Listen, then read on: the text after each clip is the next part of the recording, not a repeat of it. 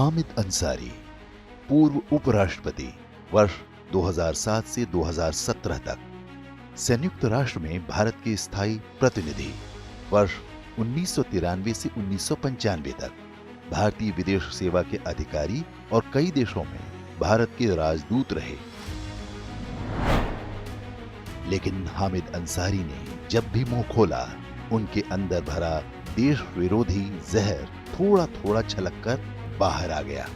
कभी किताब के माध्यम से तो कभी पाकिस्तानी खुफिया एजेंसी ISI के कार्यक्रम में हिस्सा लेते हुए। लोग आश्चर्य करते हैं कि ऐसा व्यक्ति कभी देश के सबसे महत्वपूर्ण पदों पर रहा। जब सेवानिवृत्ति के बाद ये हाल है तो हामिद अंसारी तब क्या करते रहे होंगे जब वो कुर्सी पर थे? इस प्रश्न का कुछ उत्तर मिलता है इस पुस्तक में, जिसका नाम है मिशन R&A। इसे लिखा है भारत की सर्वोच्च गुप्तचर सेवा रॉ के पूर्व अधिकारी RK यादव ने। पुस्तक में जो दावे किए गए हैं उनसे पता चलता है कि ये व्यक्ति केवल कट्टरपंथी ही नहीं बल्कि भारत देश के प्रति दुर्भावना भी रखता था। ये रहस्य है कि ये सारे तथ्य जानने के बाद भी सोनिया गांधी की पसंद पर वर्ष 2007 में हामिद अंसारी को देश का उपराष्ट्रपति कैसे बना दिया गया? RK यादव ने अपनी पुस्तक में उस घटना का वर्णन किया है जब हामिद अंसारी वर्ष 1990 से 1992 के बीच ईरान में भारत के राजदूत थे। उन्होंने लिखा है कि कैसे ईरान में हामिद अंसारी के राजदूत रहते वहां काम कर रहे भारतीय गुप्तचरों और उनके सूत्रों पर संकट खड़ा हो गया था। यादव ने किताब में कपूर नाम के रॉ के एक जासूस की कहानी बताई है। कपूर को ईरान की खुफिया एजेंसी ने अगवा कर लिया था। उसे कहां ले जाया गया, इस बारे में भारतीय दूतावास को कोई सूचना नहीं दी गई। 3 दिन तक ईरानी एजेंसी ने कपूर को अमानवीय यातनाएं दी और फिर मरने के लिए एक खाली स्थान पर फेंक दिया। एक राजदूत के रूप में हामिद अंसारी का काम था कि वे इस घटना पर ईरान सरकार से औपचारिक विरोध दर्ज कराते। भारतीय दूतावास के कर्मचारी बहुत क्षुब्ध थे। इसी दौरान एक और रॉ एजेंट को अगवा कर लिया गया जिसका नाम माथुर था। वो 2 दिन तक गायब रहा, लेकिन हामिद अंसारी ने चुप्पी साधे रखी।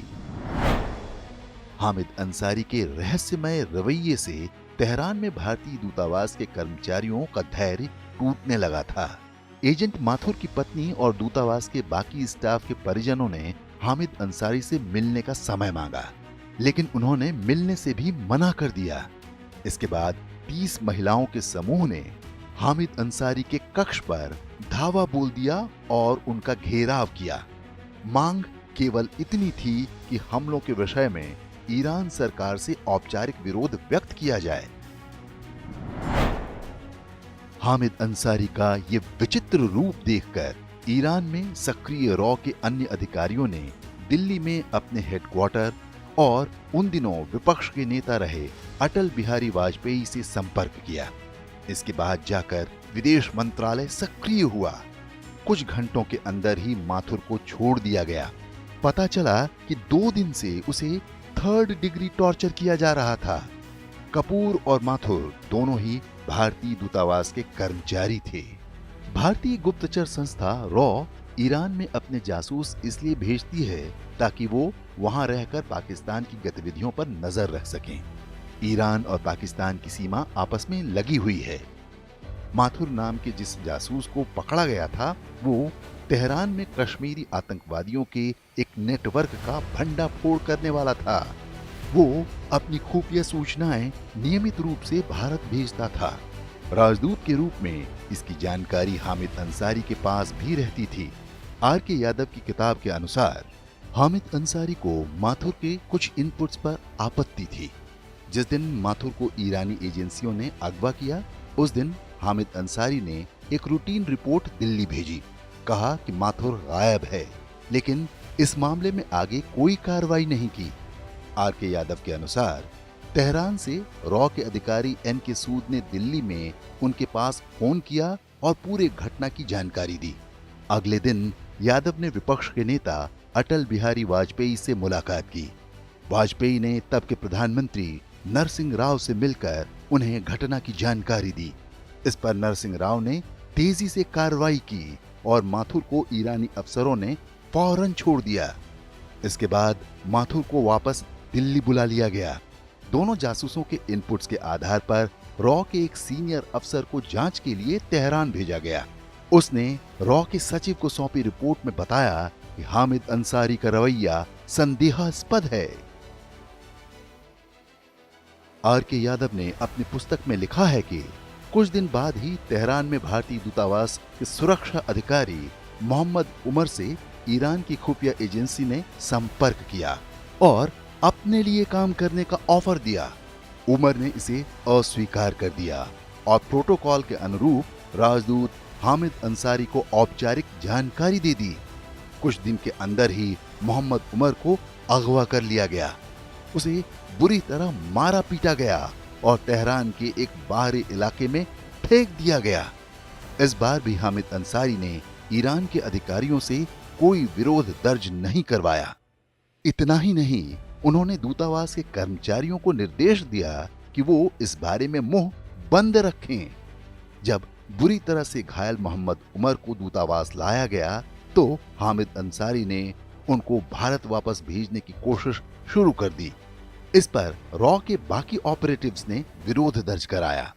वहां पर रॉ के स्टेशन चीफ वेणुगोपाल ने राजदूत हामिद अंसारी का आदेश मानने से इनकार कर दिया। तो क्या हामिद अंसारी भारत के साथ गद्दारी कर रहे थे? इस प्रश्न का उत्तर भी इसी पुस्तक में मिलता है। इसके अनुसार हामिद अंसारी के ईरान सरकार के साथ बहुत ही अच्छे संबंध थे। फिर भी उन्होंने अपने अंतर्गत काम करने वालों के अपहरण और उनकी प्रताड़ना पर कभी औपचारिक विरोध व्यक्त नहीं किया। रॉ के पूर्व अधिकारी आर के यादव ने इस पुस्तक में घटनाक्रम का केवल वर्णन किया है। उन्होंने हामिद अंसारी की भूमिका पर कोई टिप्पणी नहीं की है, लेकिन समझने वालों के लिए पर्याप्त है कि हामिद अंसारी वास्तव में क्या कर रहे थे। क्या ये संदेह पैदा नहीं होता कि गुप्तचरों को पकड़वाने का काम कोई और नहीं बल्कि भारतीय राजदूत ही कर रहा था? ईरान में सक्रिय भारतीय जासूसों की रुचि ईरान में नहीं, पाकिस्तान की गतिविधियों में होती है। ये बात ईरान के अधिकारी भी अच्छी तरह जानते हैं। फिर भी एक के बाद एक भारतीय एजेंटों का वहां पकड़ा जाना ये बताता है कि कोई अंदर का व्यक्ति पाकिस्तान के हितों को सुरक्षित करने के लिए काम कर रहा था। वो घर का भेदी कौन था कहने की आवश्यकता नहीं है। हामिद अंसारी ने उपराष्ट्रपति रहते हुए जो काम किए वो कहीं से भी सामान्य नहीं कहे जा सकते। राज्यसभा के सभापति के रूप में वे कभी निष्पक्ष नहीं रहे। अपने कार्यकाल के दौरान उन्होंने राज्यसभा टीवी को जिहादियों और शहरी नक्सलियों का अड्डा बना दिया था। अपने कार्यकाल के अंतिम दिन एक साक्षात्कार में उन्होंने कह दिया कि भारत में मुसलमान सुरक्षित नहीं हैं। हामिद अंसारी ने मुसलमानों के लिए अलग शरिया अदालतों का भी समर्थन किया था। वे केरल के इस्लामी कट्टरपंथी संगठन पीएफआई के कार्यक्रमों में भी जाते रहे हैं। पीएफआई पर आतंकी हमलों के भी आरोप हैं। वर्ष 2019 में रॉ के पूर्व अधिकारियों ने प्रधानमंत्री नरेंद्र मोदी को एक पत्र लिखकर हामिद अंसारी की भूमिका की जांच कराने और उनके विरुद्ध कड़ी कार्रवाई का अनुरोध भी किया था। राज्यसभा में हामिद अंसारी के लिए प्रधानमंत्री नरेंद्र मोदी का विदाई भाषण देश कभी भूल नहीं सकता। एक प्रधानमंत्री के रूप में निश्चित रूप से उनके पास हामिद अंसारी के कुकर्मों की पूरी सूची होगी। इसीलिए उन्होंने जाते जाते हामिद अंसारी को आईना भी दिखा दिया। आप उस परिवार की पृष्ठभूमि से आते हैं जिनके पूर्वजों का सार्वजनिक जीवन में विशेष करके कांग्रेस के जीवन के साथ और कभी खिलाफत मूवमेंट के साथ भी काफ़ी कुछ सक्रियता रही। वहाँ से रिटायर होने के बाद भी ज़्यादातर काम वहीं रहा आपका, माइनॉरिटी कमीशन हो या अलीगढ़ यूनिवर्सिटी हो, तो एक दायरा आपका वही रहा।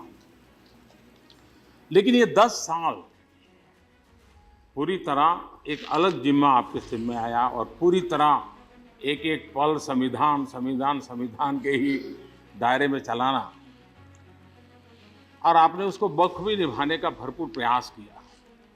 हो सकता है कुछ चटपटाहट रही होगी भीतर आपके अंदर भी, लेकिन आज के बाद शायद वो संकट आपको नहीं रहेगा। तो मुक्ति का आनंद भी रहेगा और अपने मूलभूत जो सोच रही होगी उसके अनुसार आपको कार्य करने का, सोचने का, बात बताने का अवसर भी मिलेगा। हामिद अंसारी का चरित्र पूरे देश के लिए एक चेतावनी है। किसी को इस भ्रम में नहीं रहना चाहिए कि पढ़ा लिखा शांति दूत देश के प्रति निष्ठावान होता है। हामिद अंसारी को देश ने भले ही इतना कुछ दिया, लेकिन उन्होंने बार बार देश की पीठ में छुरा घोंपा। हामिद अंसारी पहले नहीं थे, उनसे पहले भी मजहबी नेताओं का यही चरित्र रहा था। ये हामिद अंसारी का दुर्भाग्य था कि उनकी पोल पट्टी खुल गई। साथ ही ये सौभाग्य भी है कि उनको कोई सजा नहीं हुई। कोई और देश होता फांसी पर टांग दिए जाते या काल कोठरी में सड़ा दिए गए होते।